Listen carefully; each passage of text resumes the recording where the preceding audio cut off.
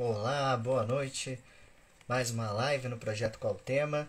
Hoje estaremos recebendo a professora Janaína Perrayon, que fala dos enlaces e nós, testemunhas de casamento como meio de interação, vínculos e sociabilidade na freguesia da Candelária. Vamos aqui, né, enviar as nossas solicitações, esperar a pessoa entrar, a nossa convidada também. Esperar ela entrar aqui pra gente iniciar esse bate-papo.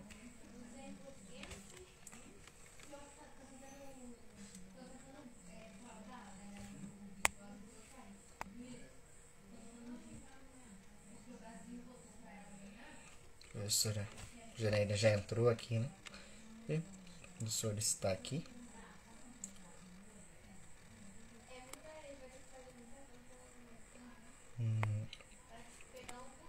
Tô aqui. Vou enviar a solicitação para a senhora. Professora? Ei, peraí. Tá me escutando? Tô te escutando, você tá me ouvindo? Tô te ouvindo também. Um prazer ter a senhora aqui. Primeiramente, né? Te desejar uma boa noite. Também te agradecer por ter topado participar aqui do projeto, compartilhando a sua pesquisa conosco. Um prazer mesmo. Eu que agradeço. Deixa eu te Já perguntar uma tem. coisa. Como é que eu paro Sim. de ficar vendo esse monte de mensagenzinha aqui embaixo?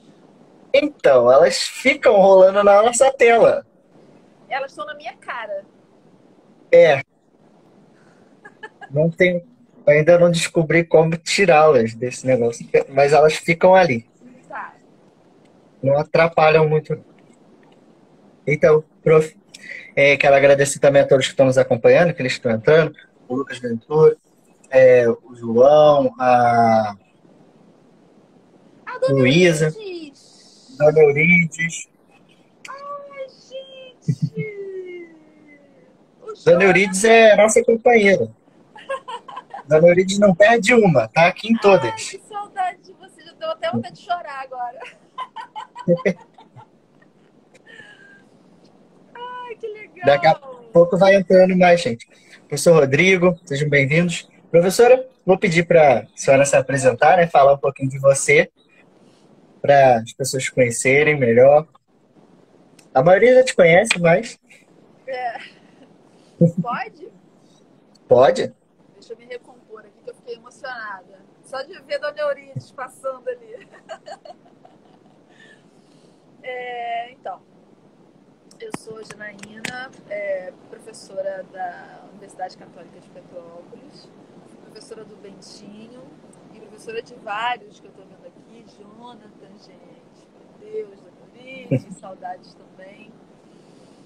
Ai, gente, olha, meu Deus do céu, é muita gente maravilhosa. Haja coração. Marcela acabou de passar aqui. É, Sim. então, eu dou aula na UCP já tem mais de 10 anos. Né? E quando eu comecei a dar aula na UCP, eu tinha terminado o mestrado e tinha acabado de ter filho, ter um neném chamado João, que hoje já está um rapaz. E depois de entrar na UCP, depois desses anos todos, finalmente terminei agora. Comecei, né, há 5 anos e terminei, 4 anos e pouquinho. E terminei o doutorado, então a minha formação, graduação e mestrado na UFRJ. Depois, parte da minha formação é dando aula, porque eu acho que é importante falar isso para os alunos, porque é parte da nossa formação, né? Sim. Importante. E depois, já mais madura, eu retomei para o doutorado, mas dessa vez na Unirio. E embora eu tenha migrado de uma instituição para outra, a temática da minha pesquisa permaneceu a mesma, né? Que é começou com casamento de escravos, de forma mais específica, né, na graduação do mestrado, mas sempre foi sociabilidade, né?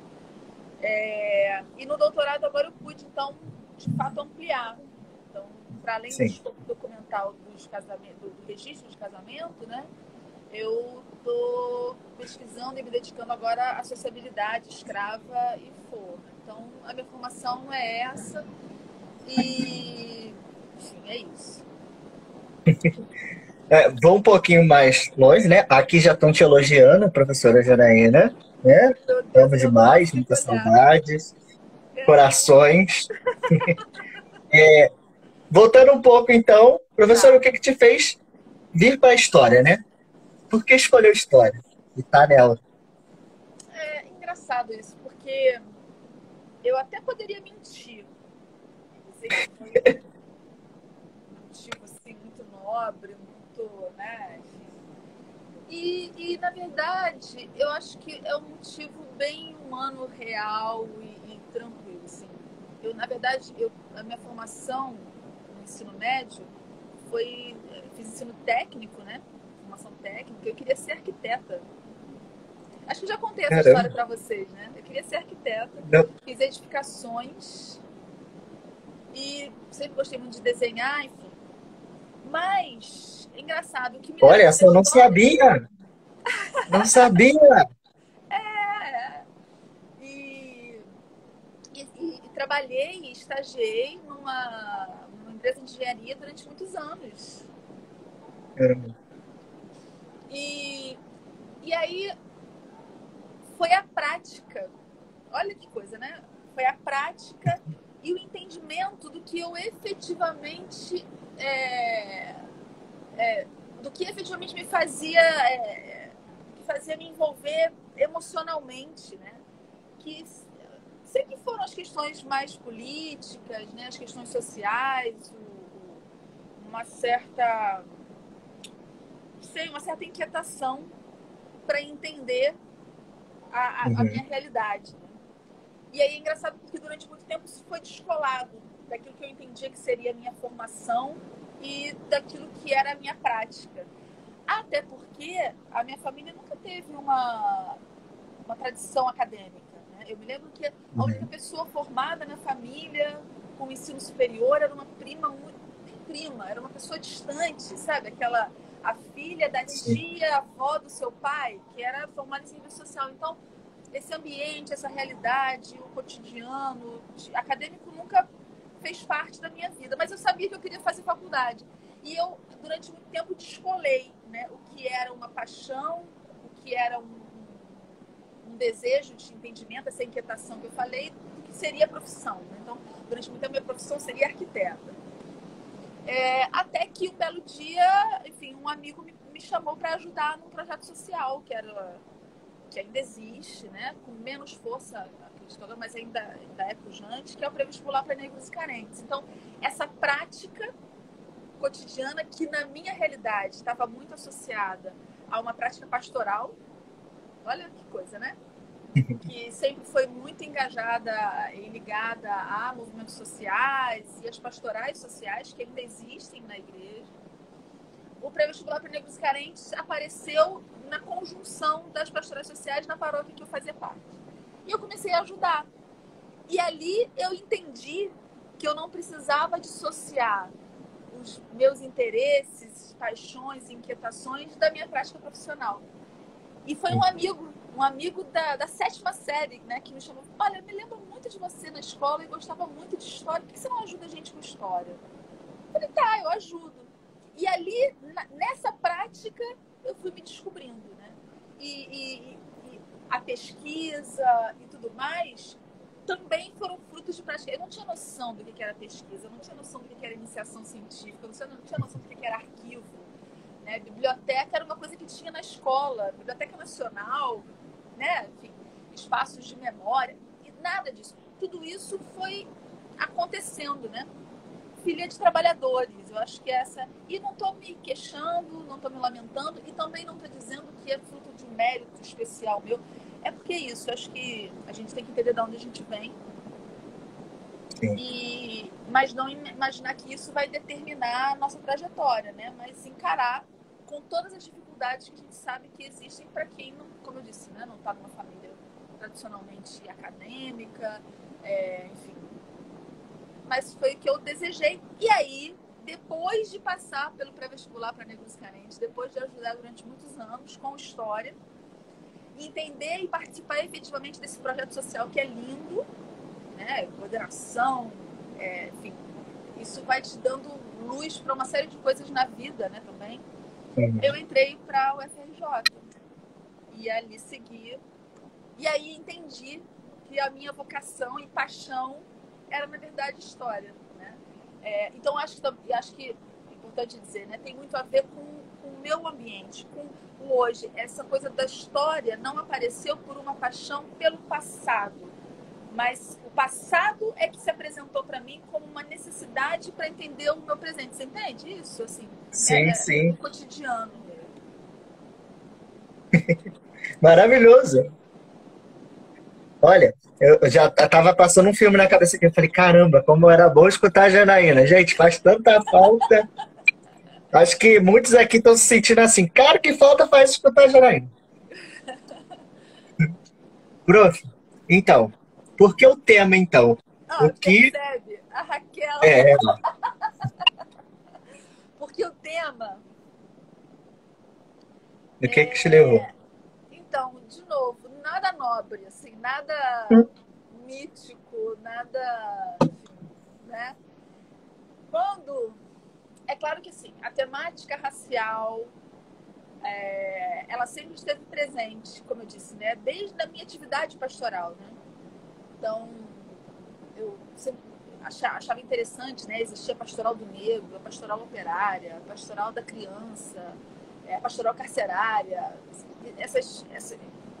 esses elementos, né, que fazem parte da estrutura da igreja sempre me interessaram. E o debate racial sempre esteve por ali, né?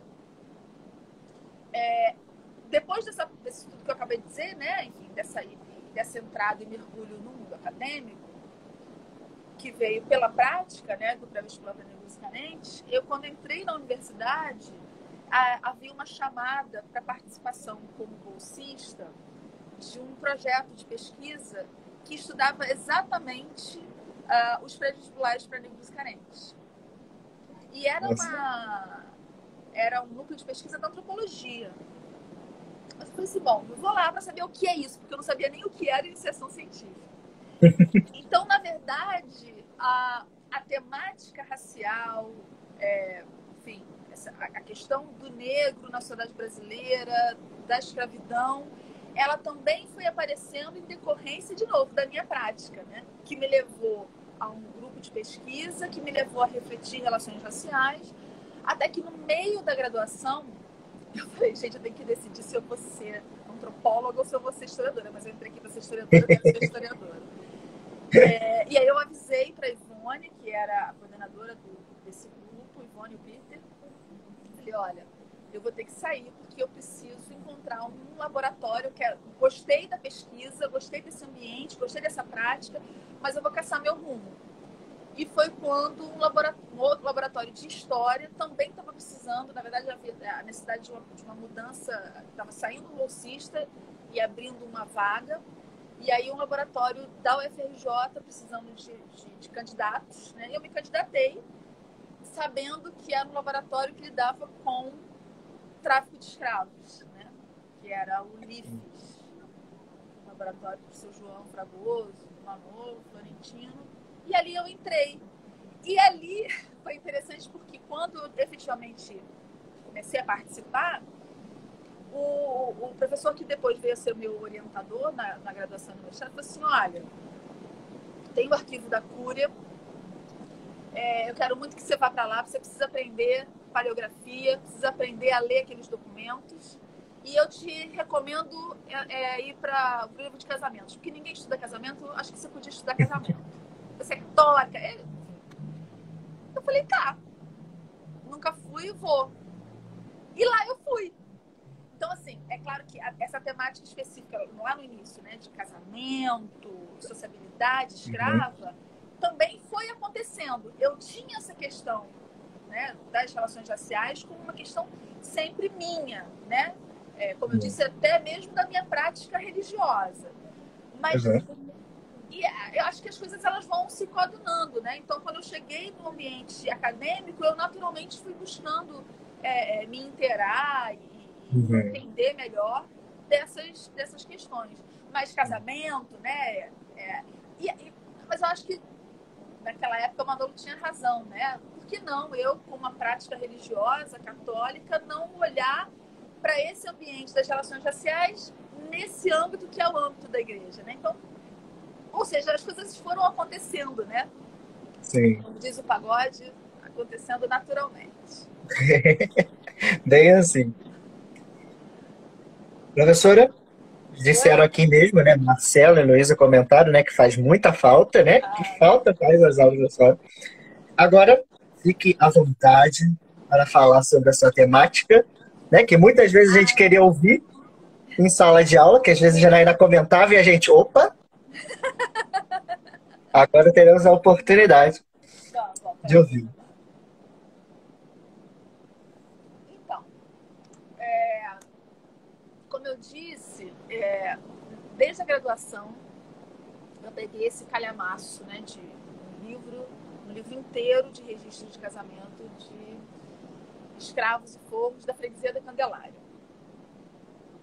E dali, tanto na graduação quanto no mestrado, o meu desafio era observar essa documentação, que é uma documentação que está no arquivo particular, que é o arquivo da igreja, não é um arquivo público, né? É importante que se diga isso. Então, você tem que ter muito cuidado na hora de lidar com esse tipo de documentação e, inclusive, estar à mercê da possibilidade desse arquivo estar aberto ou não, né? Durante muito tempo, o arquivo da Cúria aqui do Rio de Janeiro esteve fechado, em péssimas condições, enfim. Mas eu peguei uma virada desse arquivo. Bom, e aí, coletando esse material, a minha questão era o que fazer de forma muito básica, mas não básica no sentido de pobre, básica no sentido de que é necessário fazer com uma documentação como essa, que em metodologia a gente chama de uma documentação seriada, né? Ou seja, em função lá de Trento, lá atrás, da história da própria igreja, onde a igreja, diante de todo o movimento de reforma, que ela também vive internamente, ela resolve, por exemplo, a partir de Trento, olha, é preciso estabelecer uma regra onde todas as paróquias deverão assentar os registros de batismo, casamento e óbito em livros próprios, com um cabeçalho próprio, uniforme. Isso gerou uma massa documental, que é com ela que eu trabalho e muitos historiadores trabalham até hoje. O fato dela ser seriada, ou seja, ela ser reiterada no tempo, com as mesmas variáveis, né? Nome da pessoa que está recebendo o sacramento, a hora, o dia, o lugar, as pessoas envolvidas, eventualmente a testemunha, enfim. Toda uma série de personagens, eles também se repetem, né? E uma série de informações se repetem, por isso é uma fonte seriada. Então, quando eu cheguei, desde a graduação e no mestrado, a encarar esse tipo de fonte, eu sabia que eu tinha uma coisa básica para fazer, que é o que esse tipo de fonte pede para que se faça com ela, que é seriar, ou seja, fazer um banco de dados e perceber os padrões. Na época, eu começo a minha pesquisa tentando perceber os padrões do ponto de vista da sazonalidade desses casamentos, porque tem dia, como eu disse, dia, mês, hora. Então, você consegue perceber em que estações do ano esses casamentos acontecem, e fui cruzando isso com a economia. Então, na graduação e no mestrado, a diferença foi que na graduação eu trabalhei só com casamentos na Candelária, e no mestrado, casamentos da Candelária, São Francisco Xavier e Jacarepaguá, para comparar 3 freguesias diferentes. Não sei se todos conhecem o Rio de Janeiro, mas a freguesia da Candelária ela é muito urbana, e urbana até hoje. Ela fica aqui próxima ao final da Presidente Vargas, bem no coração da cidade, próximo ao porto. Na época era próximo a banco, a alfândega, enfim, era o centro nervoso da cidade, e ainda é um pouco até hoje, né? trabalhei só com Candelária na graduação. No mestrado, eu vou comparar com São Francisco Xavier e Jacarepaguá, justamente porque são freguesias diferentes. A natureza dessas freguesias é uma natureza distinta da Candelária. Jacarepaguá muito rural, Candelária muito urbana, e São Francisco Xavier é uma espécie aí de meio termo, né, entre esses dois ambientes. Então, eu queria entender a sazonalidade desses casamentos, entender os padrões de escolha dos noivos, e aí cruzei tanto com economia quanto com tráfico de escravos, né? Então, as escolhas matrimoniais, com quem se casa com quem, se mostrou desde sempre um padrão endogâmico, por exemplo, né? Endogâmico do ponto de vista da naturalidade, do estatuto jurídico, então, inclusive do ponto de vista étnico, né? Porque se você divide por macro-região, a África, noivos da África Ocidental casando com noivos da África Ocidental, embora Moçambique tenha entrado no tráfico já tardiamente. Homens e mulheres da África Centro-Ocidental buscam homens e mulheres da África Centro-Ocidental. Então, Angola casa com Angola, Mina casa com Mina, Moçambique casa com Moçambique. Padrão endogâmico, mas também endogâmico do ponto de vista do estatuto jurídico. Então, o mais comum é escravo com escravo, fogo com fogo, embora hajam inter-relações do ponto de vista do estatuto jurídico também. Mas a endogamia era a marca. E, em termos de sazonalidade, né, você consegue pensar, como é uma fonte seriada, você consegue perceber os padrões de comportamento desses casamentos ao longo de um ano, ao longo de vários anos, e ver quando é que se casam mais e quando é que se casam menos. Tem padrão? Tem, né? Em épocas de muito trabalho, se casa pouco, em épocas de menos trabalho, se casa mais. Porque se você entende, por exemplo, a sazonalidade da cana-de-açúcar, por exemplo, ela tem uma lógica, né, de plantar, esperar nascer, colher, beneficiar e exportar. Ao longo do ano, você tem um movimento sazonal dessas práticas de trabalho. Se os escravos eram uma mão de obra para esse tipo de trabalho, o casamento deles, por exemplo, era diretamente impactado por esse movimento de trabalho ao longo do ano. Então, essas foram as minhas preocupações na graduação e no mestrado. Graduação só Candelária, mestrado 3 freguesias diferentes para comparar. E comparando, independente da natureza da freguesia, o padrão era basicamente o mesmo. Caramba. Ou seja, toda a cidade do Rio de Janeiro ela era impactada pela economia da monocultura, da plantation e esses homens e mulheres também. Quando chegamos agora no doutorado, na verdade, antes, no final do mestrado, uma questão me chamou a atenção, mas eu não consegui desenvolver, que foi o seguinte: dentre as inúmeras informações contidas em registros de casamento, e como eu disse, informações que se repetem, uma delas é a assinatura da testemunha.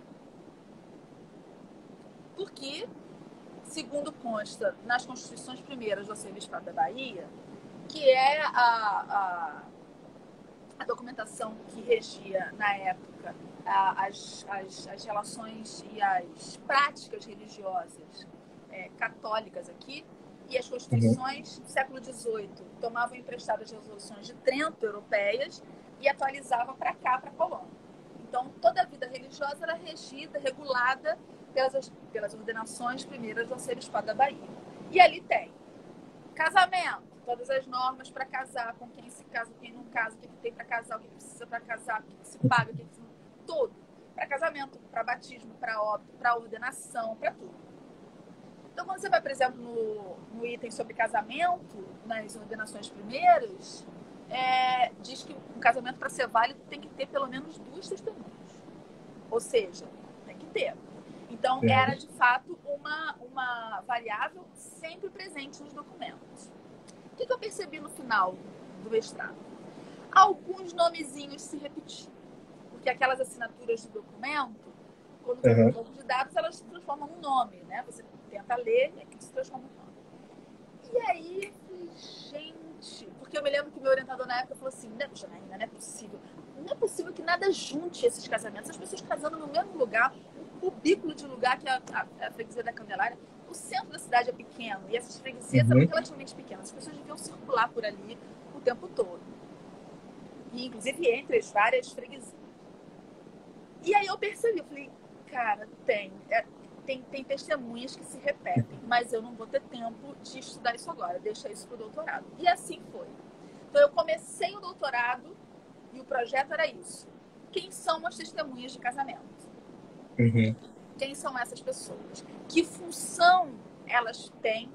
Ou, na verdade, você começa sempre com uma hipótese. Que elas podem ter na relação desses noivos, na sociabilidade desses noivos. Não só eles enquanto casal, mas na relação deles com o mundo. E aí foi isso. Eu comecei a olhar, o meu recorte inicial era a primeira metade do século XIX, e aí depois eu ampliei. Quer dizer, eu ampliei andando para trás. Então, o meu recorte no doutorado é 1750 a 1850. Olhei todos os casamentos da freguesia da Candelária nesses 100 anos. Caramba. Porque eu já sabia que no período que eu tinha estudado desde a graduação, que era a primeira metade do 19, eu sabia que tinha umas figuras que se repetiam. Falei, bom, o primeiro passo agora é saber se elas se repetem também no período anterior. E não deu outra. Elas se repetiam. Então, a minha temática para o doutorado passou a ser quem eram essas pessoas e que função social elas podiam ter. Posso falar mais se quiser? Eu vou falando. Pode falar. Tem tempo. Fica à vontade. E aí, o que aconteceu? Aí você vai num trabalho que começa tendo como base o registro de casamento, mas passa a ter uma necessidade imensa de cruzar com outras fontes. Porque para você entender quem são essas pessoas, com quem elas se relacionam, de onde elas vieram, quem é mãe, quem é pai, quem é... Enfim, né? Você precisa cruzar com outros documentos. E aí eu comecei a cruzar, ter a necessidade, melhor dizendo, de buscar mais informações sobre esses personagens que se repetiam. Então, inventário pós-mortem é o documento que você vai direto nele, né? Reza para ter documento, para ele ter inventário, esse inventário está no Arquivo Nacional e está disponível, né? E eu tive bastante sorte, porque eu encontrei praticamente todos os inventários.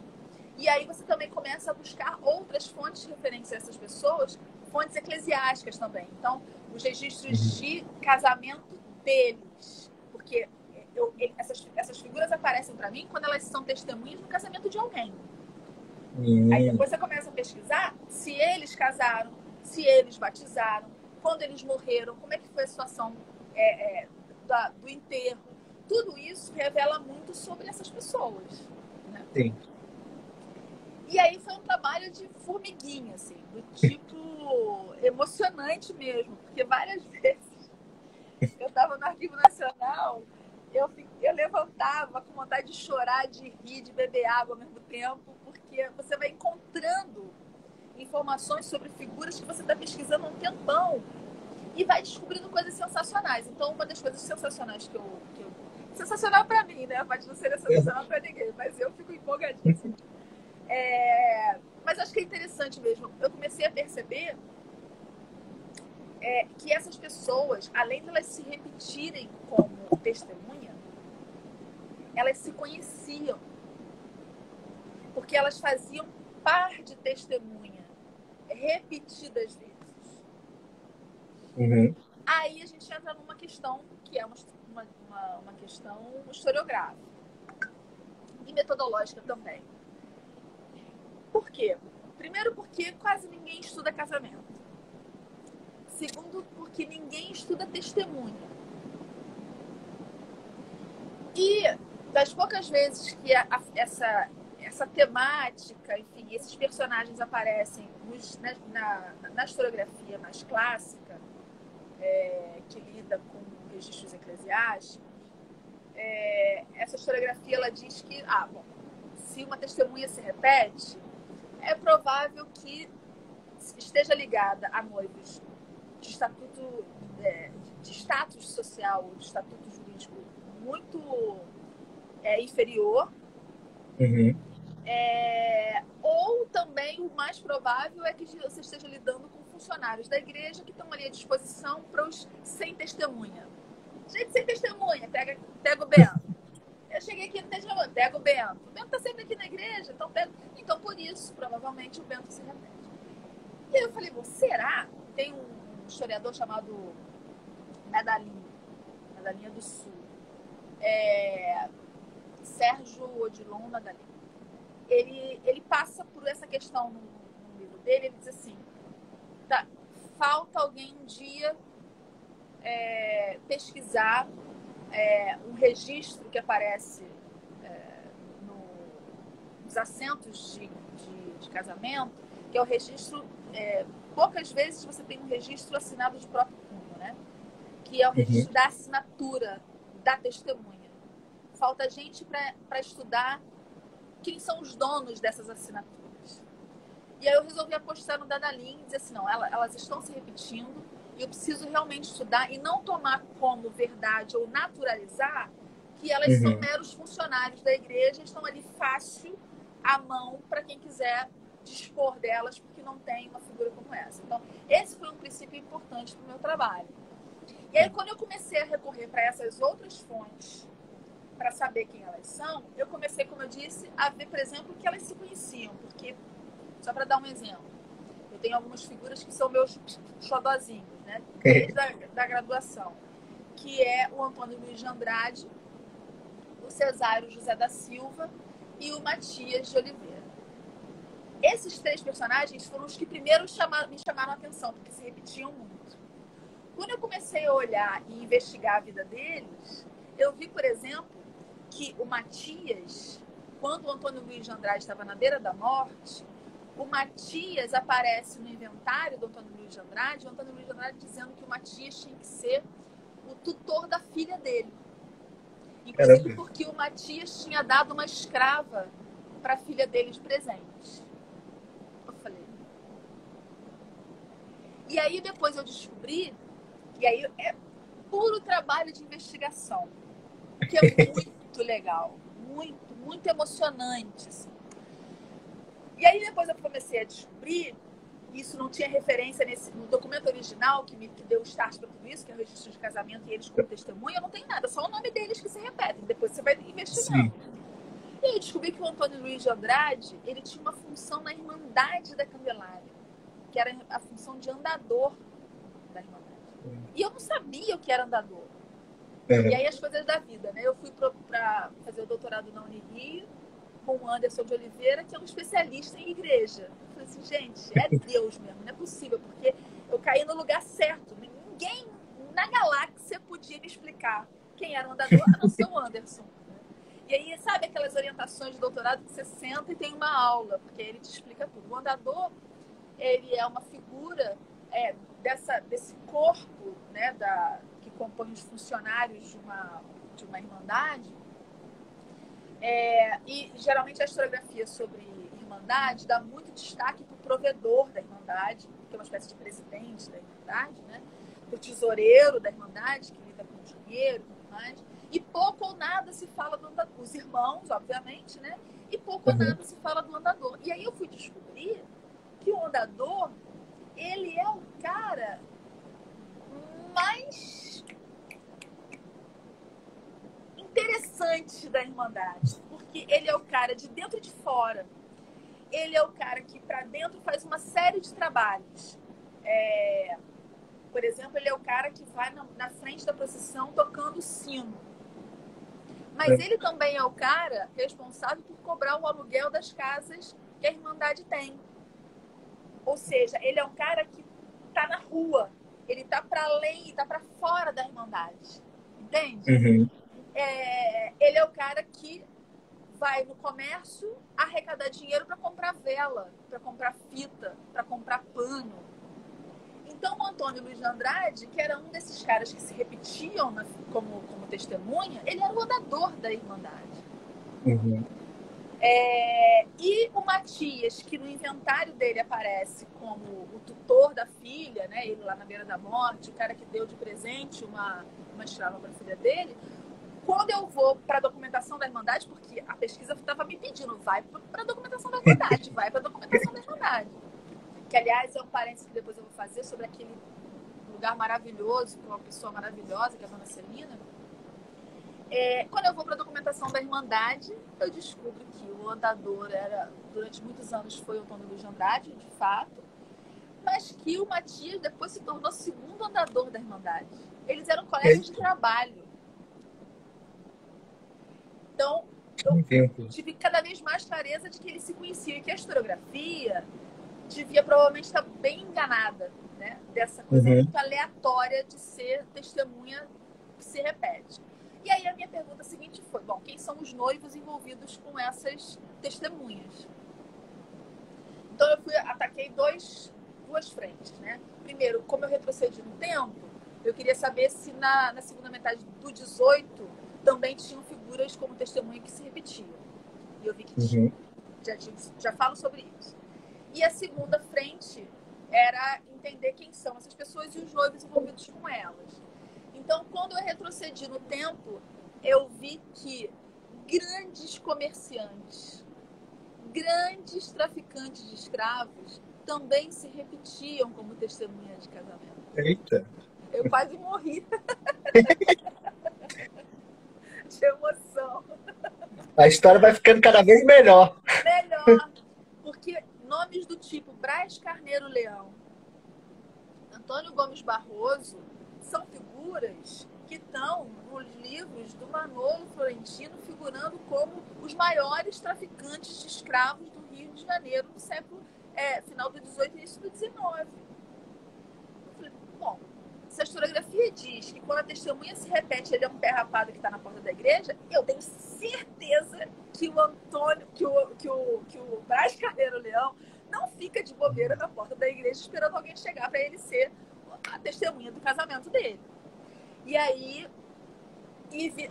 assim, eu tinha até uma tabelinha, né, que eu tinha passado para você, que mostra bem a diferença, né? Quando você olha, as testemunhas que se repetem no final do 18, as testemunhas que se repetem no início do 19. Eu vi aqui, eu acho que eu consigo mostrar aqui. Não precisa não. Já explico aqui. É só para dizer o seguinte, tem uma diferença no perfil. Na primeira metade, na segunda metade do 18, você tem padres, gente ligada à Irmandade. Aí eu comecei a ver que tinham muito mais pessoas ligadas à Irmandade. E conforme a mudança do século vai acontecendo, você vai vendo os negociantes aparecendo com muita força, no finalzinho do 18 e início do 19. Que tem tudo a ver com a própria história da cidade, com a própria história da colônia. Né? O comércio vai tomando corpo e o tráfico de escravos também para acompanhar tudo isso. Né? Então, essas figuras o perfil das testemunhas que se repetem também vão mudando. E aí, quando eu vou para essa outra frente, que é entender quem são os noivos envolvidos com essas pessoas, aí é mais interessante ainda, porque você vê, fica muito claro, assim, os comerciantes, eles se repetem como testemunha, na maioria das vezes, em casamentos de pessoas livres. E essas figuras meio que intermediárias do ponto de vista do estrato social, que são o andador, Matias, o Antônio Luiz de Andrade, o outro que eu falei aqui agora, esqueci o nome, enfim, que depois eu fui vendo que o perfil é um perfil mais mediano do ponto de vista do estado social, eles são mais ligados a escravos, forros e livres também. Agora, o que é interessante é que esses grupos não são estanques, não há uma unanimidade. Eu peguei Antônio,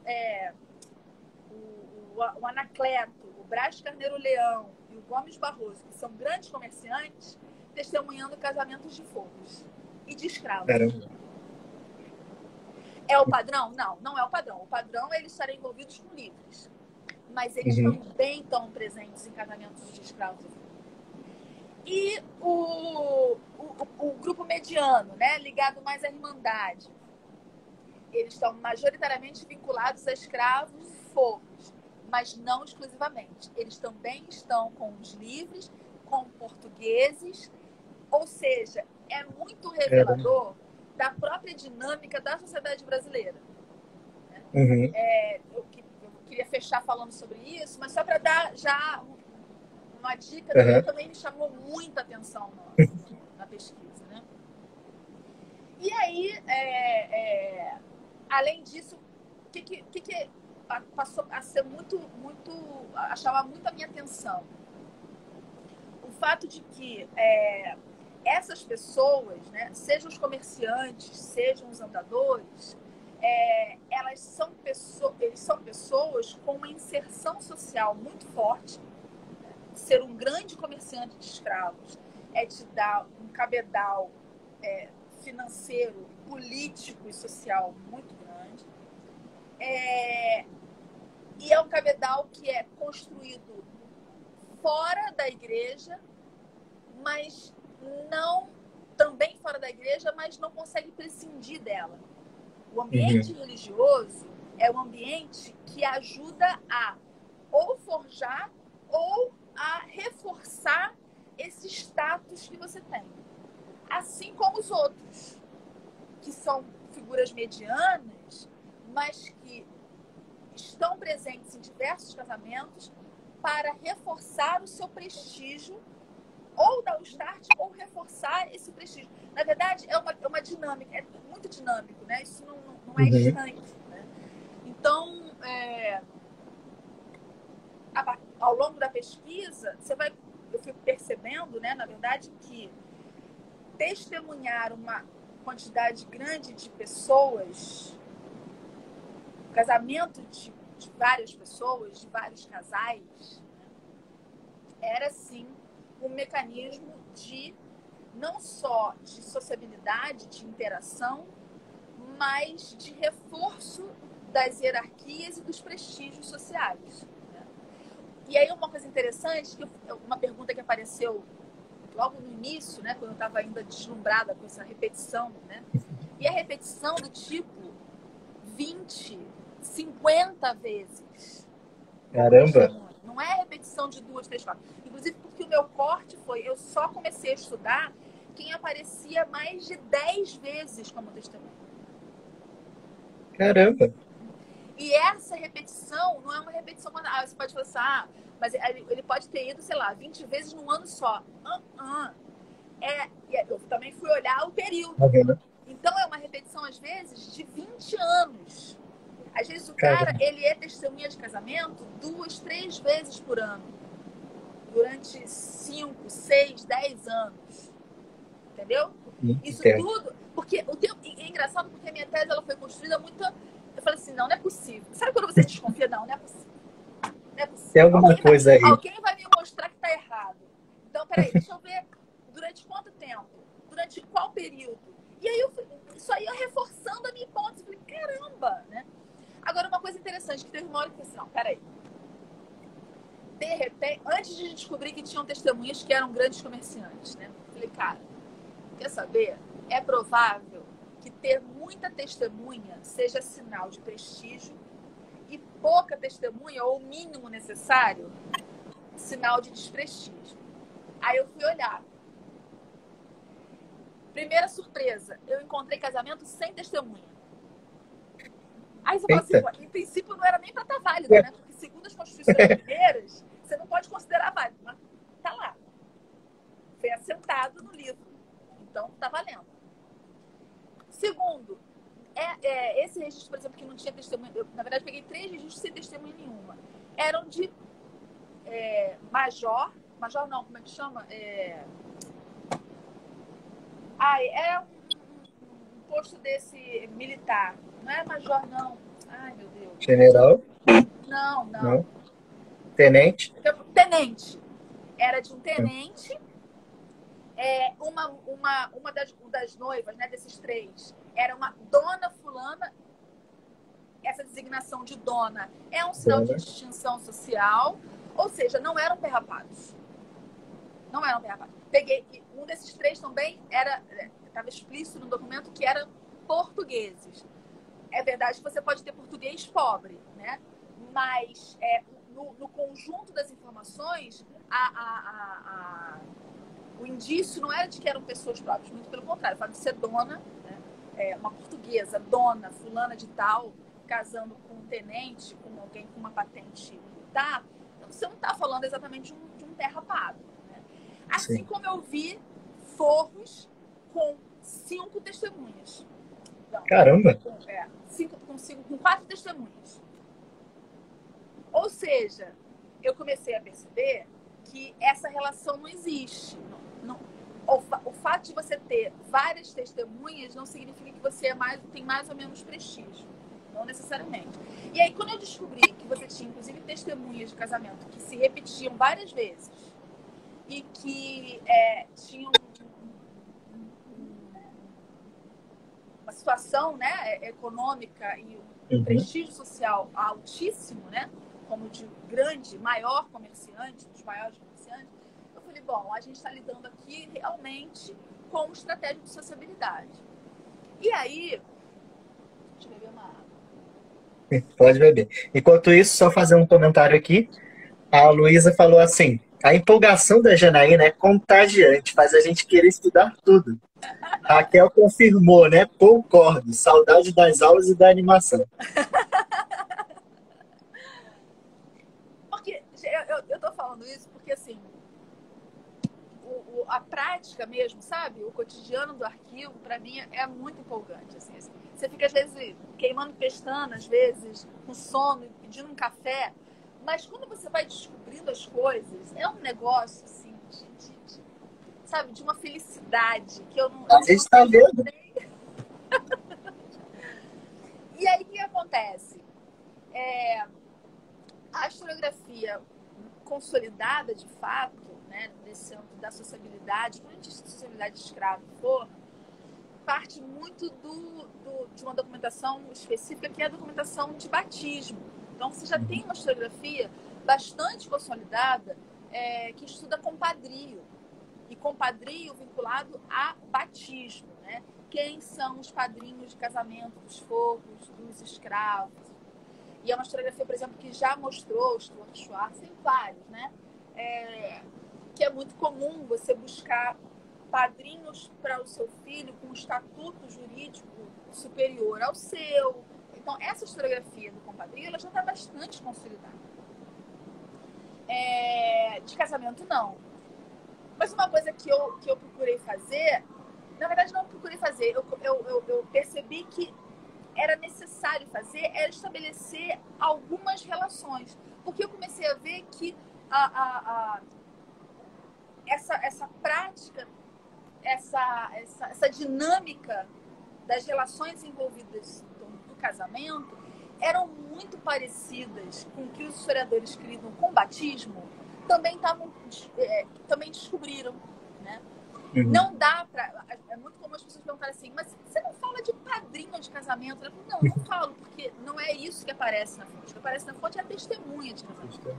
Até porque também padrinho é uma designação para o batismo, onde você tem implicação ali de natureza não só religiosa, mas de natureza social. E o contrário também, não só social, mas também religioso, né?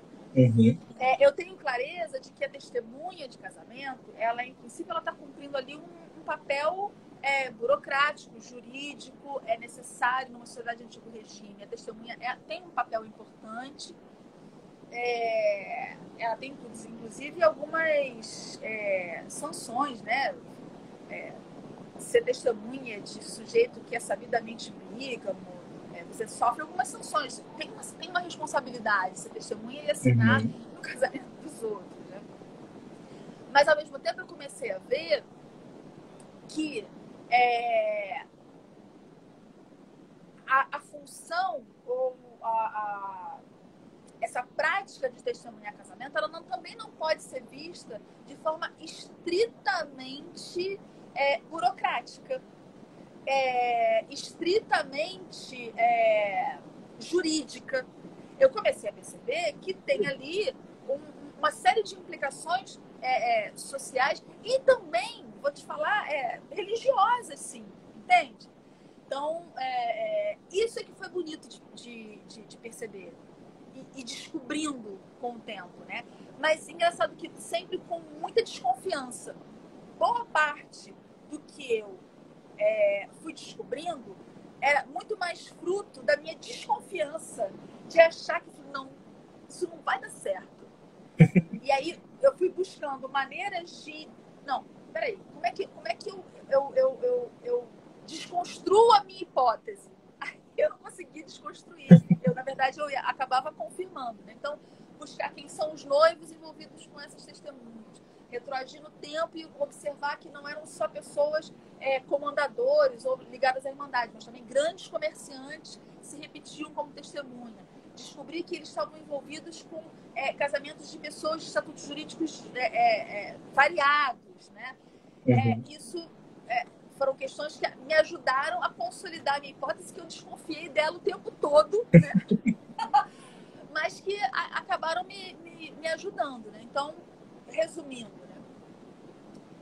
Eu usei muito o trabalho do professor João Fragoso, porque o professor João Fragoso, ele insiste muito na tecla, né? De quando a gente está estudando século XVII, XVIII, mesmo XIX, a gente tem que ter noção de que a gente está lidando com uma sociedade cujo arranjo e as relações são típicos do antigo regime, né? Então, é uma sociedade que preza pela hierarquia, que é ciosa das desigualdades, né? E que vai tentar o tempo todo reproduzir e manter isso. E eu tinha clareza de que os meus atores sociais, né, os meus noivos, noivas e testemunhas, eles também ansiosos disso, né? Então, eu acho que se eu pudesse dizer assim, por exemplo, a Lia que está aqui, né? A Lia sempre conversou comigo, que a Lia dizia, mas a gente tem que entender qual é a serventia desse tipo de estudo, né? Onde é que você chega com isso? Eu acho que, em última instância, a gente começa a perceber as práticas que reiteram justamente essa sociedade de antigo regime, que reitera as desigualdades, que reitera as hierarquias. Por quê? Porque quando você tem um grande comerciante que resolve ser testemunha, é chamado e resolve aceitar ser testemunha de diversos casamentos, inclusive de fogos, né? Primeiro ele percebe que o espaço religioso, o espaço eclesiástico, enfim, né? Ele é um espaço importante de visibilidade, de confirmação, de reiteração de prestígio. Na sociedade do antigo regime, não basta ter dinheiro, não basta ser um grande traficante de escravos. Talvez, dentre outras coisas, seja muito eficaz ser uma testemunha de casamento presente em vários casamentos de várias pessoas, né? Talvez seja importante, e aí eu volto para o professor João, já falo dele de novo, ser inclusive testemunha de casamento de um ex-escravo de um sócio meu, né? Eu tenho um caso aqui do Anacleto, que é um grande traficante de escravos, que cede a sua chácara, o oratório da sua chácara, para servir como palco e cenário do casamento de ex-escravos do irmão dele. Porque você pode dizer assim, se fosse o escravo dele, é o escravo dele, ele tem um carinho pelo escravo dele. Então, não, é o ex-escravo dele. Que aí remete, inclusive, a um outro debate. Não, se a gente ser um ex-escravo de alguém, não significa que ele vai romper as relações com essa pessoa, né? Essa ideia de que ser escravo é querer matar o seu dono, isso não é verdadeiro, né? As relações, elas são muito mais sofisticadas, inclusive as opressões, enfim, elas têm mecanismos muito mais sofisticados do que a gente pode imaginar. E as inter-relações e interdependências também. Então, por que eu falei lá no início do professor João Fragoso? Porque, além disso que eu acabei de comentar, né, que ele fala, olha, estudar esses personagens é entender o lugar onde eles estão, essa lógica do antigo regime, a hierarquia, enfim, né, tudo isso precisa ser levado em consideração. O professor João também fala muito do seguinte, tem um conceito que é o conceito da casa. numa sociedade de antigo regime, mesmo nos trópicos, né, nesse cenário dos trópicos, né, do antigo regime, essa noção de casa, ou seja, do pater famílias, do sujeito que tem sua esposa, seus filhos, os seus criados, os seus escravos, né? Essa noção é uma noção muito cara, mesmo ainda no século XIX. Uhum.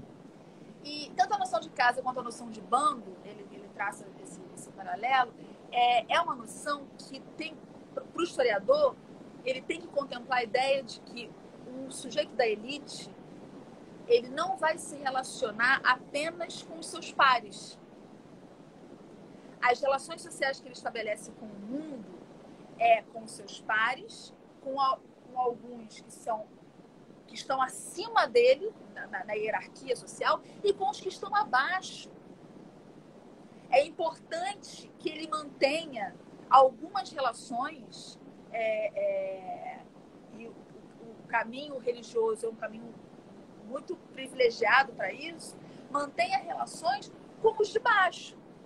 Então, quando o Anacleto aceita que a sua chácara particular seja cenário para o casamento do ex-escravo do irmão dele, ele está, em última instância, dizendo para o mundo, dizendo para os seus pares também, que ele não tem barreiras nas relações sociais que ele estabelece, e isso cria lealdade, isso cria vínculo, isso cria, inclusive por parte dos subalternos, vamos dizer assim, uma série de outras contrapartidas também, porque ser um ex-escravo que casou na chácara do Anacleto significa dizer que esse ex-escravo olha para outros povos ex-escravos e diz assim, amigão, eu não sou qualquer um.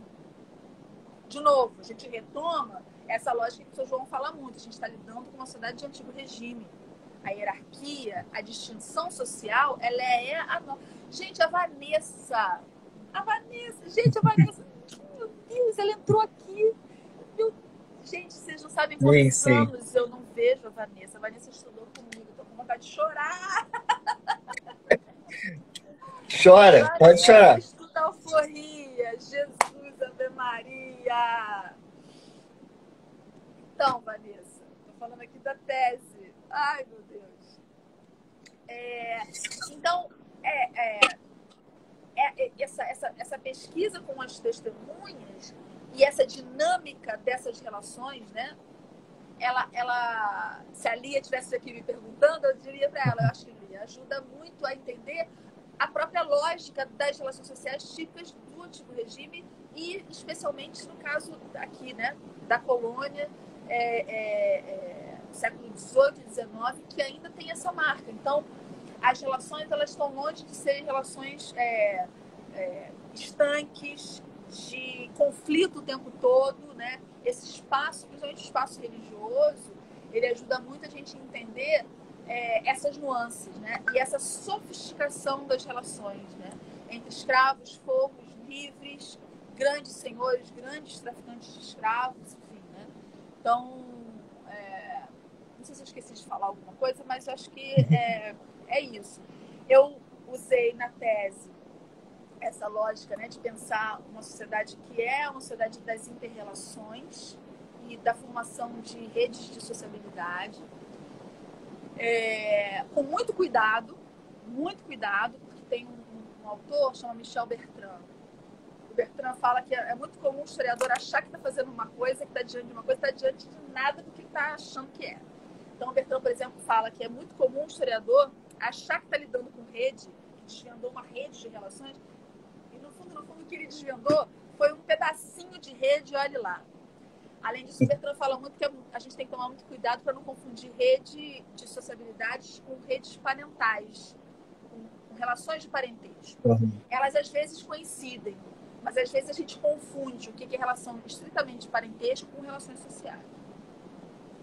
Então, eu fiquei com muito cuidado, mas achei que era um elemento importante para a minha análise. E quem trabalha com rede, trabalha muito com a noção de nó de rede. Por isso o título, né? Enlaces e nós. Porque o que eu achei no final, no frigir dos ovos, né? O que eu imaginei que eu estava diante do quê? de personagens, né? Essas testemunhas que se repetem, de diferentes grupos sociais, diferentes estratos sociais, que, na verdade, cumprem uma função de nó de rede. Elas são, na verdade, elementos de vínculo entre grupos diferentes que... Eu estou olhando só para casamento, né? Que tem no casamento e no cumprimento dessa função de testemunha, o cumprimento também dessa função de nó de redes, de junção de redes e de grupos sociais distintos, né? Então, trabalhei com um cara chamado Granovetter, que é o cara da sociologia, que trabalha com essa ideia de inter-relação do Simmel, que é também um sociólogo, né, old school total, mas que trabalha essa noção de vínculo, porque existem vínculos que são fortes, vínculos que são mais fracos, e a gente tem que ter noção de que nas relações existem diferentes intensidades de vínculos, que não precisam ser desprezados, mas você tem que ter essa noção. Então, por exemplo, uma coisa é o vínculo entre marido e mulher, entre esposo e esposa que está casando. A outra coisa é o vínculo do noivo com a testemunha. Eu sei que são vínculos distintos, mas são vínculos. E quando um casal tem uma figura como testemunha e um outro casal tem essa mesma figura como testemunha, um vínculo indireto entre esses casais se estabeleceu. Uhum. Então, aceitar... olha o caminhar do raciocínio, né? Aceitar ser testemunha de diversos casais, primeiro, eu acho que eu consegui mostrar que é uma estratégia de prestígio, se não de criação de um status, mas pelo menos de reforço desse status. Porque quando aparecem os traficantes, eu já sei que ele não precisa ser testemunha de casamento para ter status. Mas aceitar ser testemunha de casamento várias vezes reforça o status que ele já tem.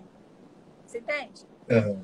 Quando uma figura mediana como um andador aceita ser testemunha de casamento de diversas pessoas, ele pode ser ali um sujeito que está forjando esse status de prestígio, que ele já tem numa certa medida como andador, por exemplo, que é o cara que é relações públicas da Irmandade, mas ser chamado diversas vezes para ser testemunha é provável que seja uma maneira de você criar um status, você vai ser conhecido por muita gente. Por outro lado, ser um casal que busca o Anacleto para ser testemunha é buscar um super traficante de escravos, que também é um sujeito que tem muitas relações com outros noivos. Você entende? Uhum. Assim como o caso dos noivos com os andadores e os membros da Irmandade. Então, assim, por que eu estou pensando e pensei a questão dos vínculos e das redes? Porque eu acho que, na verdade, não acho que o casamento seja o lugar privilegiado para ver isso. Não estou preocupado com isso. Vou aqui defender o casamento agora. Não, ele é também. Ele sempre foi muito desprezado, né? O batismo sempre foi o lugar privilegiado para os historiadores observarem isso. Por que não olhar também pelo casamento? Né? Eu acho que a minha vontade agora é olhar os batismos da Candelária, porque eu acho que vai dar muito caldo também. Eu acho que vão ter ali dinâmicas muito próximas que se complementam. E vai encontrar nomes bem conhecidos seus já. Não duvido Eu acho, né? Então, eu acho que no Frigir dos Ovos foi isso, né? Eu percebi que essas figuras que se repetem como testemunha são, na verdade, nós de rede, né? E eu não consegui pegar redes inteiras. Não é isso. Mas, em se tratando de relações em torno do casamento, você consegue ver... se pudesse projetar, eu projetava para vocês, né? Tem um programinha chamado R, que mostra bem os vínculos. Fica parecendo uma aranha, assim. Então, você tem as bolotas, são as pessoas que mais recebem gente. E, nesse caso, eram os testemunhas, né? Que mais recebem casais. Então, tem algumas pessoas que são bolotas imensas, né? Que estão ligadas a outras bolotas imensas, né? Porque formam parte testemunha. E aí eu consegui perceber que você tem um grupo só de comerciantes que formam pares, só de comerciantes testemunhas, e um outro grupo que são só pares de gente ligadas à Irmandade. Então você consegue ver bem essas redes de relação, sabe? Que se sobrepõem. O sujeito é testemunha de casamento várias vezes, com outros, mas ao mesmo tempo ele também é comerciante. E quando ele é testemunha várias vezes, ele é testemunha com outros comerciantes. Né? E aqui, entre os membros da Irmandade, alguns são várias vezes testemunha, além de serem membros da Irmandade. E quando são par de testemunha com alguém, são com outros membros da Irmandade. Então tá na cara que esse ambiente religioso, ele ajuda a reforçar laços. Eu nem acho que inaugura laços, não. Ele reforça esses laços. Reforça lugar de prestígio, reforça laços sociais, entendeu? Foi isso. Ai, muito bom escutar. Vou ler aqui algumas coisas que falaram durante, tá? A Raquel tinha falado, né, que a Roberta pediu para te mandar um beijo, um abraço apertado. Só que a Roberta entrou agora há pouco aí na live. Então, a Roberta deve estar aí. O bem-estar lá te disse, Jana, te adoro esses detalhes históricos. A Raquel falou, ouviu o Matheus? Sabe por quê? Porque eu sou padrinho dela, né? Testemunha de casamento agora há pouco tempo. Aí ela tá falando, tá escutando, né? Eu não uso padrinho de casamento em nenhum momento. Eu não me atrevo a fazer isso. Não, mas eu fui testemunha. Eu digo que há a possibilidade de você traçar paralelos nas funções dessas duas funções, né? Mas eu sei que o peso, por exemplo, religioso do padrinho de batismo é muito maior do que no de testemunha de casamento. Mas que testemunha de casamento tem essa função social, enfim, tem com certeza. A Marcela falou aqui, sensacional. A dona Eurides disse, né? Parabéns, Matheus, que presente ter uma aula maravilhosa da professora Janaína. Lembrei muito da professora quando fui à ilha de Marambaia, onde chegou a ter 6.000 escravos para viver a longa viagem. Marambaia, quem estudou a Marambaia foi a Daniela e a Beta. Daniela estudou o quilombo ali da Marambaia, se eu não me engano, especialista na Marambaia. O Zé Augusto, né, disse aqui, Jana, espetacular, como sempre, amo. A Marcela mandou beijinhos. A Luísa falou... Zé Augusto. Gente, Zé Augusto é de paciência. Tá vendo? Tá te acompanhando. Gente, vocês vão me fazer chorar aqui, pelo amor de Deus. Zé Augusto, um beijo pra você. Falou que tava sensacional. Ela teve que sair, mas deixou um beijo e falou que tá com muita saudade. A Roberta também disse muita saudade. Lucas disse, Jana, é a Vanessa, deixa eu ver aqui, da tese sobre alforria. Que tá aí? É a Vanessa Ramos. É ela, linda. O José Augusto disse que é ele mesmo. Não sei se alguém tem alguma pergunta para a Jana. Deixa eu ver aqui, que apareceu aqui. Alguém te dando parabéns também. Se alguém quiser fazer alguma pergunta, tá aberto nesse momento. A Janaína tá chorando ali. Gente, vocês têm noção, Zé Augusto ia para encontro de Floricanto em Petrópolis, na minha época de igreja. A gente tocava tantã e o Zé Augusto tocava os instrumentos. Vocês não têm noção, Zé Augusto, Nossa Senhora, meu Deus. Passou nessa parte toda aí, até a Janaína chegar na história, sabe? Nesse ciclo todo que ela contou pra gente, ele tava lá. O Zé era dessa época, o Zé. Não sei. Alguém tem alguma coisa? Eu amei. Ouvi a Janaína, gente. É um prazer. Eu tava aqui, ó, ouvindo ela e viajando, lembrando as coisas. Caraca, até eu quase chorei aqui. A Glícia passou aqui. A Glícia é do doutorado. Ela era aluna do Anderson, orientanda do Anderson junto comigo. Eu consigo mexer nisso? Eu consigo. Dá pra tu ver. A Glícia fez doutorado dela também, da mesma turma. E Glícia, mãe de santos, estudou candomblé. Glícia é maravilhosa. Amiga de sofrência. Bom tê-la aqui. A Marcela também mandou uma mensagem para você. Jana, muito obrigada. Tão bom ouvir você. Muito contagiante sua paixão. Jana ainda tem disso, né? Essa coisa assim que ela fala. Jana ficou de abrir um parênteses ali, mas ela não abriu. Saudade desses parênteses. Ela ficou abriu. Qual a parênteses que eu ia abrir, meu Deus do céu? Já nem sei mais. Que Já me parênteses? perdi.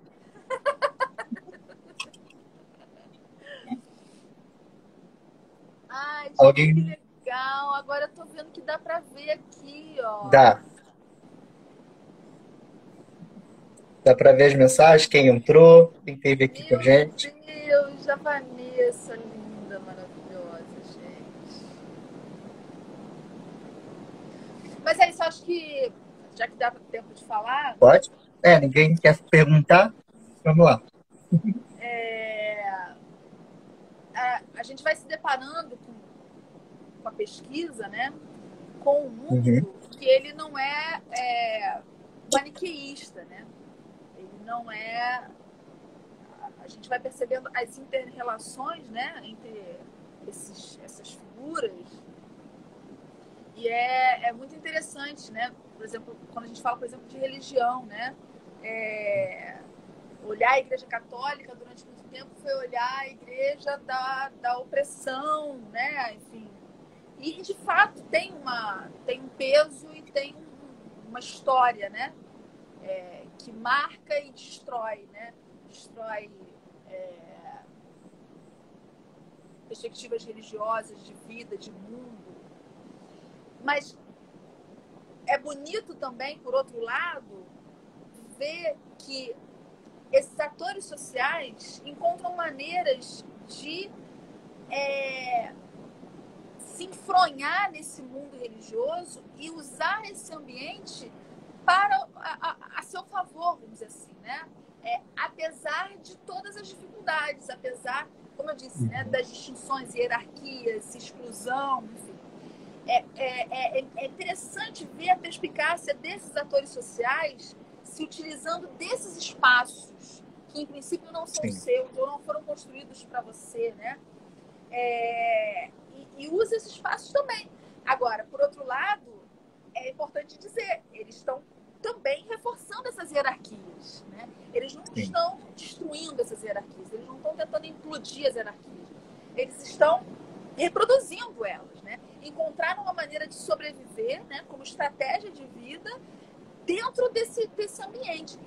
Que hoje, por exemplo, no grupo de pesquisa, né, a gente ia discutir um texto até do Anderson, meu orientador, não deu tempo, a gente vai discutir isso no próximo encontro, que é quando ele discute, por exemplo, a devoção a Santo Elesbão, Santa Efigênia, santos negros, que foram forjados dentro de uma estratégia da própria igreja de catequese dos negros. Uhum.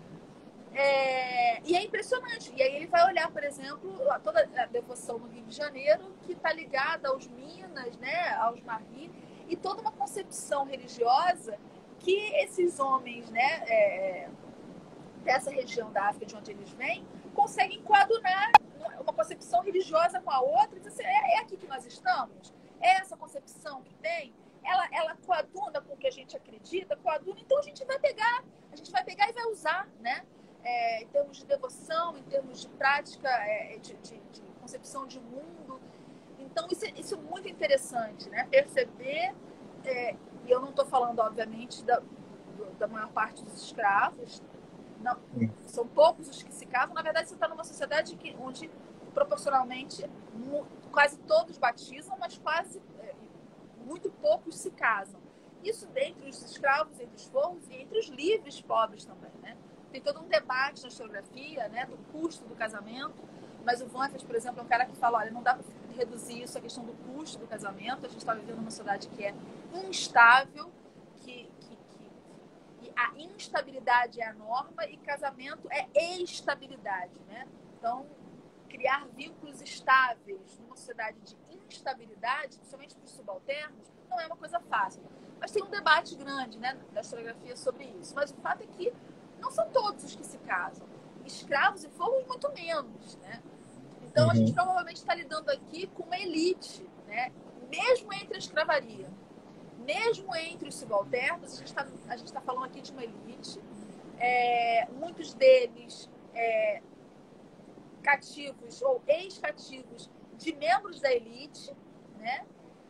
Mas que impressionantemente encontraram um caminho, né? como eu disse, as testemunhas medianas, né, as testemunhas ligadas, por exemplo, à Irmandade, estão ali basicamente com os cravos e fogos, né, como os seus casais, né, onde eles são testemunhas de casais de escravos e fogos.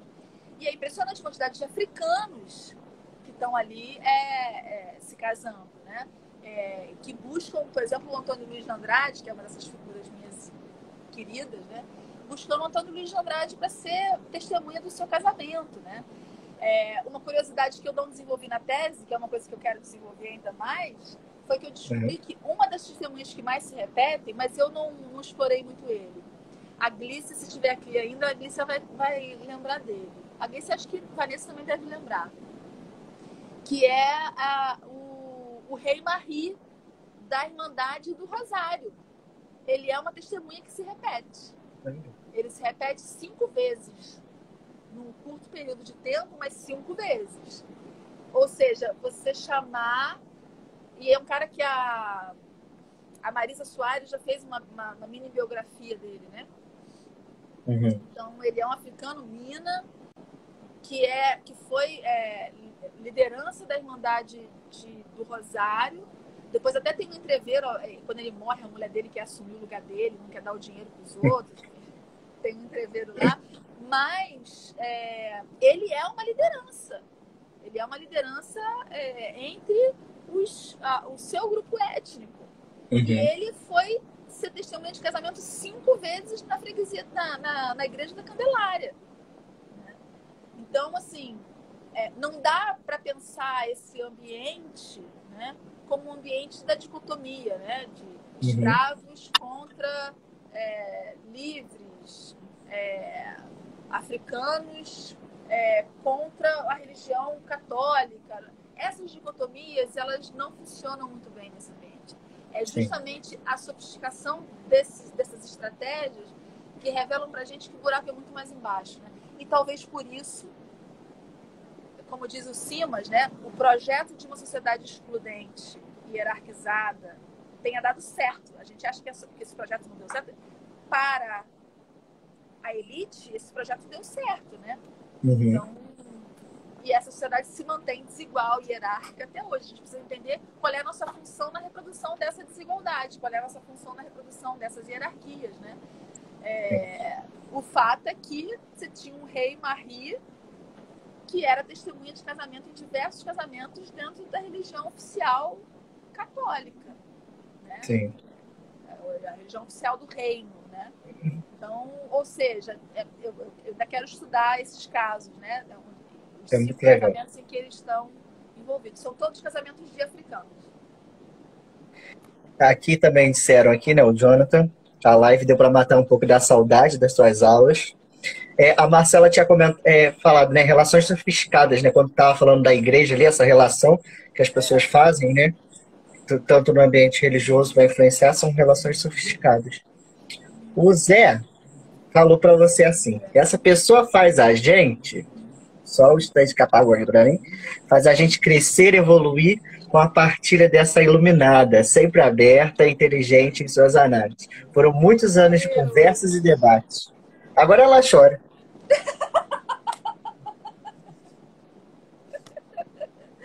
Ela segura, mas agora não vai chorar. Oh, meu Deus! Ai, ai. Janaína é maravilhosa, gente. Tava aqui já ansioso, assim, sabe? Eu corri atrás tanto da Janaína vai estar aqui, perturbei ela, tadinha. Foi, a gente tentou fazer no ano passado, não foi? Mas ano passado foi muito louco, porque, assim, se adaptar à pandemia, da aula remota, o nervoso da aula remota, a insegurança, né, depois as aulas EAD também, enfim, muita coisa, tudo numa intensidade, né, e eu não conseguia ter tempo, né. E aí agora o Bento chamando ela para fazer live. Vai. E difícil falar com essa mulher, hein? Meu Deus. Toda dificuldade. Tive que mandar um e-mail. Foi verdade. Ah, um prazer, Jana. Não sei se alguém tem Obrigada. mais algum comentário ou alguma pergunta. Também não vou tomar muito do seu tempo. Vamos ver se alguém fala mais alguma coisa. Mas eu adorei ver que todo esse processo todo, né? Que você deu continuidade mesmo na sua pesquisa, desde a graduação, você foi só aumentando ela. E isso é muito, muito lindo. E a intensidade que você fala, né? Porque você já é íntima dos seus personagens. Você já conhece cada um ali, né? Essa relação que você já tem com ele, tu já cita ele, já, opa, esse já era. Então tu vai criando todo um laço. Já são anos, né, com essas pessoas ali próximas. E cada vez que você, igual a gente vê o seu falar, cada vez que você descobre algo sobre eles, é uma felicidade, é um misto de emoções, né? Porque Eu me lembro, por exemplo, aí, não sei se Vanessa está aí ainda também, mas na graduação, eu fui apresentar uma vez o meu trabalho, ainda a monografia. E aí era uma aula, eu acho que era da Beatriz Catão. E aí a Marisa Soares, não me pergunta por que a Marisa Soares estava lá, não. Eu sei que ela estava. Todo mundo apresentando. E tem dessas coisas. Isso é bom para falar para os alunos. E a gente, eu já fui aluna, sou aluna, né? A gente faz umas besteiras na vida, todo mundo faz. E aí eu me lembro que eu apresentei o meu trabalho.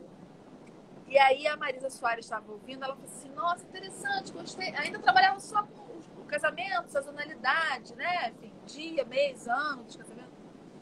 A Marisa virou pra mim e falou assim, Janaína, se eu fosse você, eu ia no arquivo da Irmandade, procurar a documentação da Irmandade.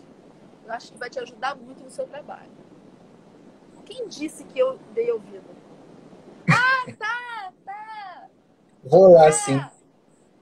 E aí, depois de um tempo, quando eu descobri, porque quando eu fui pro inventário do Antônio Luiz de Andrade, que eu desconfiei que ele estava ligado à Irmandade, porque quando no inventário dele anexaram o óbito. E aí no óbito estava dizendo que ele foi amortalhado em hábito preto, com não sei quantos padres. Eu disse, gente, É, importante. esse homem, quem é esse homem, né? E aí tinha lá membros da Irmandade. Eu falei assim, gente, esse cara tem alguma relação com a Irmandade. Aí eu falei, não, eu tenho que ir na Irmandade. Tem que ir na Irmandade. Aí fui assim, toquei a campainha. Oi, é que eu tô estudando, né? Abriram a porta pra mim e eu entrei. Quando eu contei isso pro meu orientador, ele falou assim, não é possível. Eu falei, por que não é possível? Porque ninguém consegue entrar na Irmandade da Candelária. Eu falei assim, como assim ninguém consegue? Eu toquei a campainha. Então tem umas coisas assim. Uhum. Isso é uma Irmandade que ninguém nunca estudou. A Chega a Irmandade arrepiar. que ninguém nunca estudou. E eu não tive tempo de aprofundar, porque a Irmandade só aparecia, ela foi cada vez aparecendo com força, mas ela Uhum. aparecia para me ajudar a entender os personagens, né? Enfim. E aí, quando eu cheguei na Irmandade, que eu olhei, e aí, falando isso por causa da emoção, né? Uhum. Primeiro, acho que esse foi um parênteses que eu abri e não fechei. Quando eu cheguei lá, eu me deparei com uma senhorinha chamada Dona Celina, que já tinha trabalhado no Arquivo Nacional, e é senhora, um primor assim de profissional. Pra vocês terem uma ideia, ela digitou, não é digitalizou não, ela digitou, transcreveu todo o compromisso da Irmandade. Virou Caramba. um livro assim. Você não precisa olhar o documento primário, ficar ali tentando desvendar a letra. Ela digitou tudo. E como se não bastasse, ela fez um índice onomástico. Então você procura os nomezinhos. Pode ser por ordem alfabética ou pode ser por ano. E aí, quando eu fui buscando os meus personagens e eu fui encontrando, você não tem noção da alegria que é. Quando eu olhei, Antônio Luiz de Andrade, andador, aí porque ele vai se repetindo pelos anos, né? Aí o Matias, andador, segundo andador. Deus do céu! Aí tinha um cara que eu também estava buscando, que ele aparecia no Almanac Lemmert como... como é que era o nome? Porteiro do Cavalo do Número. Hã? Que diabo de função é essa? E era a função que está rolada no Almanac Lemmert. Então, é uma função de corte. Uma função de funcionário público, vamos dizer assim, que eu não sabia de onde. Uhum. E aí, o arquivo, o trabalho de pesquisa tem dessas coisas. E aí, ela, muito curiosa, a dona Celina, me perguntou, então, o que você está pesquisando? O que você está vendo? Aí eu fui contando para ela. Até que, por fim, sei lá por quê, eu falei assim, inclusive, eu encontrei no Almanac Lemmert, um dos meus personagens, mas é porteiro do cavalo do número. Ela olhou pra mim e falou, isso é uma função da corte. Ele era membro da funcionário da corte. Eu falei, oi? Oi? Lá no Arquivo Nacional, que eu trabalhei lá, tinham muitos pedidos de mercê para esse tipo de função. E aí, você vai tendo Caramba. aulas, sabe? De chorar. Meu olho enchendo. Se o meu olho tá enchendo de lágrimas, você imagina lá. Eu mandando assim, menina, meu Deus do céu. Conta mais. E aí, tem esses prazeres, sabe? Do trabalho do arquivo, que é de cooperação também, né? Claro que tem muito arquivo que você vai dando tua cara na porta, mas foi uma descoberta muito feliz, né? O arquivo da... Gente, a minha professora de Pilates Ela está está aqui. Priscila!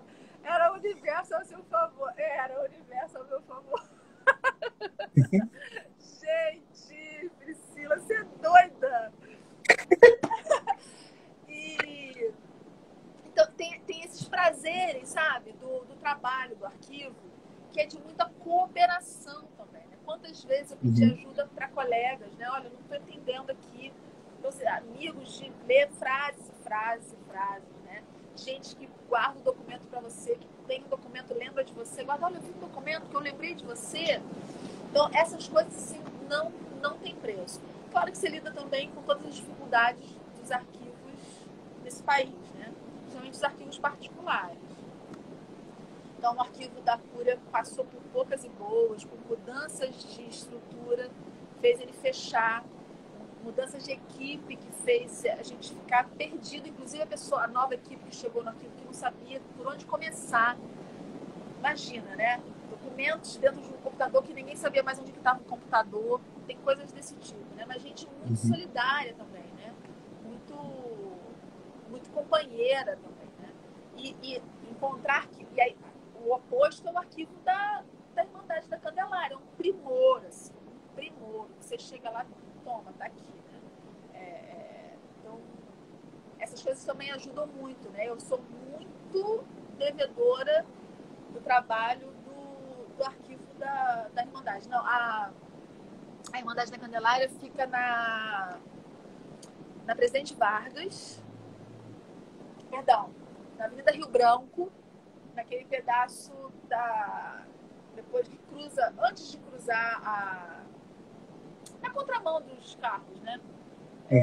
Aquela parte mais próxima da Praça Mauá. É um prédio gigante, que inclusive é um prédio da Irmandade. Né? Então, É a Irmandade da Candelária o nome? Ou tem um nome específico? Arquivo da Irmandade da Candelária. Maravilhoso, assim. Ela aposentou. Ela esteve lá. Enquanto eu estive fazendo pesquisa, ela estava lá. Quando eu defendi, eu soube depois que ela aposentou. Ela ficou te esperando. Me esperando. Maravilhosa ela, assim, né? Os outros funcionários também, né? Maravilhosos também. Mas, enfim, é isso. A Irmandade é um grande... um mundo grande que está ali também me esperando para eu pesquisar, porque, como eu disse, tem trabalhos clássicos de historiografia sobre irmandades, né? Mas ninguém nunca trabalhou com a Irmandade da Candelária. Sim, sim. Só faltou falar que não, ela tá aqui também na live. Aí a Janaína já fica. O quê? E quem? Não, eu ia brincar com a senhora. Fala, não, ela tá aqui desde o início. Mas Ai, é acho que o maravilhoso. Zé fez uma pergunta aqui, né? Ele falou que perguntou, e sobre a Imperial Irmandade de Nossa Senhora da Glória, alguma relação? Não encontrei ninguém relacionado com a Irmandade da Glória. Ninguém, ninguém. Uma coisa interessante que eu vi, que é isso, né? Depois você vai descobrindo as coisas que dá para você pesquisar, esmiuçar a partir só desse documento, né? Que é o documento de registro de casamento. Porque os registros de casamento, eles dão um lugar onde, não todos, mas uma parte considerável diz aonde Uhum. aconteceu o casamento, sabe? Ah, na igreja da Candelária, às vezes a designação é genérica, na freguesia da Candelária. Aham. Mas às vezes diz, como eu falei, né? No oratório da chácara de fulano de tal, no oratório da rua não sei o que, tal. E aí uma coisa que também ninguém nunca tinha feito, eu consegui fazer isso aqui, mapear os lugares de oratório na cidade, Caramba. a partir dos casamentos onde eles aconteciam, né? Aham. Então, foi muito interessante também, né? Mapear a freguesia e as igrejas pertencentes à freguesia e os vários oratórios na cidade, porque muitos registros aconteciam, muitos casamentos foram registrados na Candelária, mas aconteciam fora da freguesia. Mas como quem casou era um paroquiano da freguesia, o registro Aham. é assentado na freguesia, né? Então tudo isso também eu discuto um pouco, sabe? Tem uma hora, e aí tudo tem maneira de fazer gráfico, né? Casada com um economista, é uma festa do Excel. E aí ele me ajudava, eu aproveitava ele aqui e ele me ajudava. Então, uma coisa interessante que deu para perceber também foi o seguinte: a cidade ela vive um boom do comércio e do tráfico de escravos, né? Na virada do 18 para o 19. E principalmente no início do 19. É interessantíssimo como isso gera um impacto nos casamentos. Por quê? Uhum. As pessoas, para elas se casarem, elas precisam ter contato. Você tem ali um contato. Né? Desde sempre, desde que o homem é homem e a mulher é mulher. E é interessante como o boom do comércio ele altera as relações na cidade. Você estrangeiriza muito mais a cidade. Você movimenta muito mais a cidade. Então você consegue ver como isso impacta a quantidade de casamentos que foram realizados com pessoas da freguesia e de fora da freguesia. Entende? Com o aumento dessa intensidade, desse fervor do comércio, as pessoas estão buscando gente mais de fora para casar, né? E Aham. para ser testemunha também. Vai criando essa relação com É, os outros. Muito legal, muito. Fascinado. foi esse terceiro. Aí tem essas coisas de pesquisa, né? Esse Aham. terceiro capítulo, eu falei, cara, que eu falei pouco dele aqui, né? Foi um capítulo que eu olhei e falei assim, cara, o local do casamento dá caldo. E aí o meu Uhum. orientador queria que a tese tivesse só 4 capítulos, né? Eu falei, não, eu vou fazer mais um. Sem contar para ele, eu fui fazendo tudo, pedi para me ajudar. Bota no Excel, vamos fazer gráfico, vamos fazer tabela, vamos pensar isso, vamos pensar. Ele disse, não. E aí é bom ter marido que encampa, né? Não, eu te ajudo, eu te ajudo, eu te ajudo.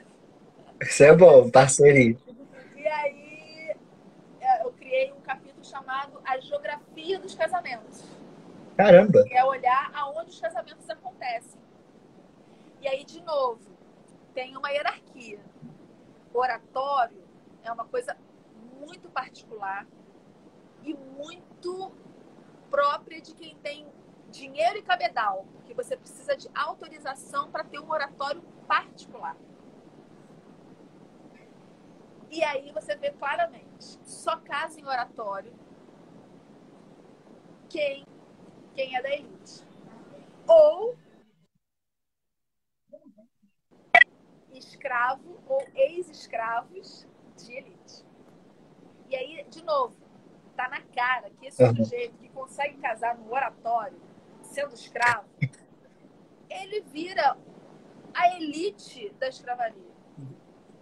Não é qualquer um que faz isso. Sim. Não é qualquer um livre que tem condições de fazer isso, imagina escravo para fazer isso. A maioria casa nessa categoria genérica, né? Freguesia. Mas quando você vai fazer um trabalho mais qualitativo, é sensacional. E são muitos. Eu nem falei, né? Eu trabalhei com um total de 4.000 e poucos registros de casamento. Sim, 4.895. Para ser mais exato. Quase 5.000. Quase 5.000. Talvez o quê? 2.000 tenham designação mais precisa. Mas eu vou jogar fora? Não. São um pouco menos da metade, mas dá para fazer um bom trabalho qualitativo, né? E um deles é esse, né? Pensar a geografia dos casamentos e como é que ela informa sobre essas hierarquias também, né? Quem casa onde, né? Quem casa em que lugar? E aí você vê claramente, né? Os livres portugueses casando em oratório, casando nesses espaços particularizados, e os escravos e forros, na maioria das vezes, casando nessa categoria mais genérica, que provavelmente é a igreja para todo mundo, né? Tem Sim. livre português que casa na igreja para todo mundo? Claro que tem. Agora, a elite da elite mesmo, casa praticamente dentro de casa. Sair para casar para quê, né?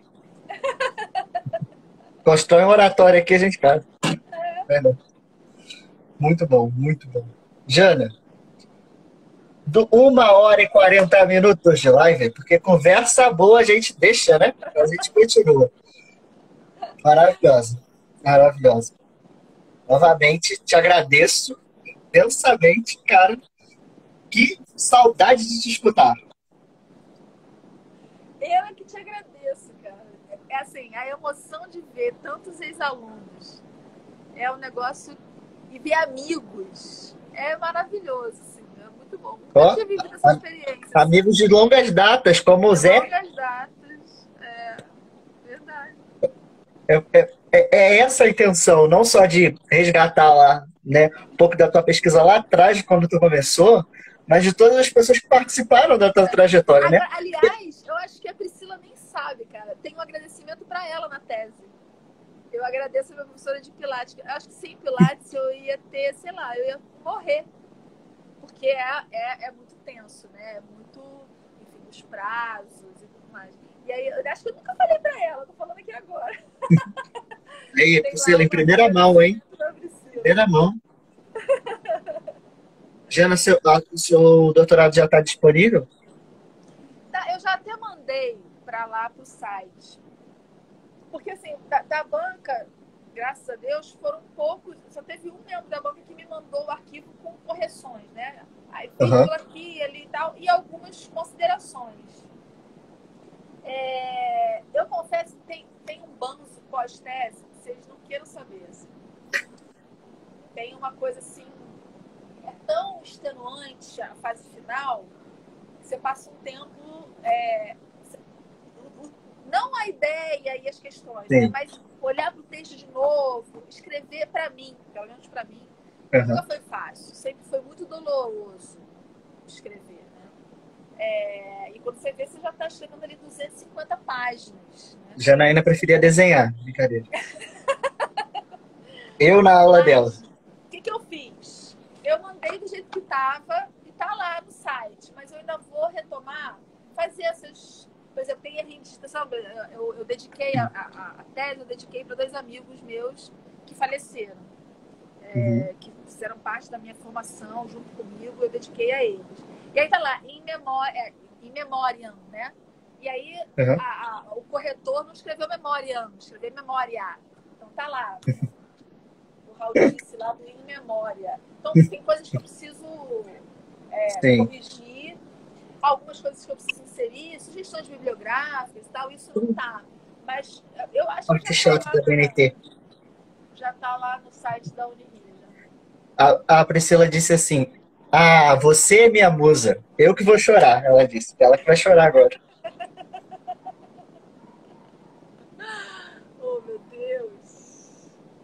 Ai, Gera, um prazer imenso, imenso mesmo. A gente podia ficar Obrigada, aqui gente. falando horas e horas. Eu te agradeço novamente. Valeu a insistência, valeu te mandar e-mail, te mandar mensagem. É sempre um prazer revê-la. Né? Eu vi você ano passado na banca da Nath, um prazer. A Isabela falando aqui, que saudade, professora, né? Acho que essa saudade que a gente sente, né? Da Janaína, que Janaína e Lia, né? Vou falar aqui. A Janaína tocou no nome da Lia. Uma pergunta que muitos fazem, como anda a Lia, né? Porque a gente não tem Pois notícia. é, eu já tentei ligar para casa dela umas 3 vezes. Aí chama, ninguém atende. Ela não tem celular, pelo menos não publicizou o número de celular, né? Então não consegui. E aí, ano passado, foi um avalanche, como eu disse a você, né? Uhum. Não conseguia fazer pilates para sobreviver. Minha amiga maravilhosa para me salvar. Mas foi realmente um ano muito difícil. E eu fico muito mal com isso, porque eu não consegui falar com a Lia no ano passado. Sim. Mas eu acho que ela tá bem. Tô com saudade dela também. Tem que chamar ela para falar aqui. É, mas vai ser difícil. Lia não tem celular. Ela não deve ter o Instagram. A gente vai ter que fazer um outro modo. É, Mas a gente sente muita falta, né? Também a última vez que a gente viu ela, acho que foi quando ela saiu da universidade. A gente armou um. Mas, tendo notícias, avise que a gente. Manda e-mail, talvez ela responda. é verdade. Agora eu vou usar a tática do e-mail. Mas vocês são o nosso chorozinho. Vou falar aqui por mim, pela minha turma e pelas turmas que vieram. São sempre citadas. Não tem isso. Referências pra gente, né? Falo, caramba, a gente, depois que a gente se dá conta, fala, cara, que aluno é aquilo negócio mesmo que você falou, né? Às vezes o professor dá um conselho e fala, não, depois eu vou lá. Aí depois eu fiquei, caramba, se eu soubesse, eu tinha prestado muito mais atenção, eu tinha feito isso. Cara, era tão bom, eu fico maravilhado e falo, caramba, quando eu pego o texto do Delumor, né, ainda sobre a reforma protestante, já era ainda, né? Porque eu não larguei o meu Lutero, não, tô com ele ainda.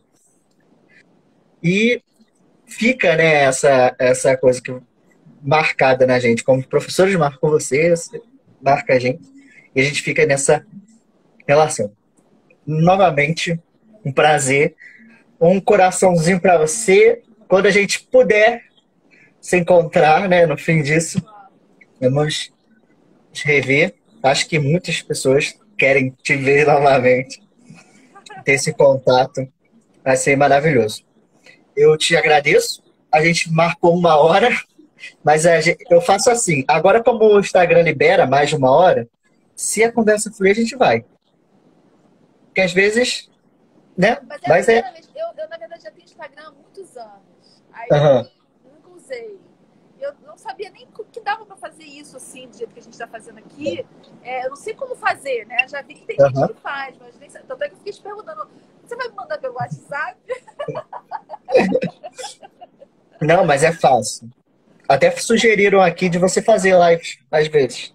Ah, meu Deus do céu. Quem me Né, gente? Eu dera. acho que aqui o pessoal também concorda, né? Eu vi a Janaína 1 vez por semana. Não, Ah, não sei. é maravilhoso. Mas agradeço. Aqui tá o teu fã-clube, sabe? A pessoa já falou que Janaína, tem certeza? Não vou perder. É uma relação muito boa mesmo. Não dá nem vontade de desligar, sabe? Mas aí a gente vai ficar falando aqui a noite inteira. Mas fica aí a dica, né? O pedido do povo. Janaína, queremos mais, se puder. Fale mais com a gente. Novamente, obrigado. Agradeço a todos que participaram, todos que passaram por aqui, né? Nos acompanharam, ainda aqueles que vão rever, porque vai ficar salvo. Quem quiser rever a live e assistir Ah, novamente, fica salvo aqui no Instagram, né? Nosso GTV. Tem outras lives lá também para quem quiser. E, novamente, obrigado. Uma boa noite para você. Beijo no coração. um beijo, gente. Obrigada, Bentinho. Obrigada a todo mundo que estava aqui. Para mim foi emocionante. Além de tudo, ver todo mundo aqui que apareceu. Fiquei muito feliz. Fiquei feliz de verdade. Tava nervosa, tava ansiosa, tava tensa, claro. Mas é muito mais tranquilo do que eu imaginava. Assim, gostei. E gostei desse formato, né? Do bate-papo. Foi um prazer, um prazer, um prazer. Eu que agradeço. Como a dona Eurides disse aqui, volte sempre, né? Vamos marcar mais vezes outras coisas. Vamos. Beijo, tá? Então tá bom. Uma coisa Pode falar. importante. Tem um projeto lá de pesquisa da UCP e a gente agora está trabalhando com a documentação eclesiástica da Cúria de Petrópolis. Então, se Deus quiser, eu também quero pesquisar aquele material ali, os meus alunos, tem vários alunos que estão no grupo, que também querem, né, pesquisar, a gente vai fazer um banco de dados, vai dar bastante escravo. Tem muito escravo, muito forro naquela documentação, que são personagens, uma palavra da moda agora, né, invisibilizados, especialmente na cidade de Petrópolis. Então, aquele acervo documental ele vai ser importante para trazer à tona esse tipo de personagem histórico, esses atores sociais, que Petrópolis não tem muito contato com eles, mas eles existem e eles deixaram vestígios, né? Então, quem sabe eu não volto para falar do trabalho do... Volta sim. Volta sim. Já fica o convite. Já deixa aberto aqui. Só falar o dia. Muito obrigado mesmo, Jana. O que eu Beijão. faço? Desligo alguma coisa ou você vai desligar? Não, eu vou encerrar aqui. Aí a gente já sai. Acabou. Tá? Tá. Acabou. Vou encerrar então. Beijo.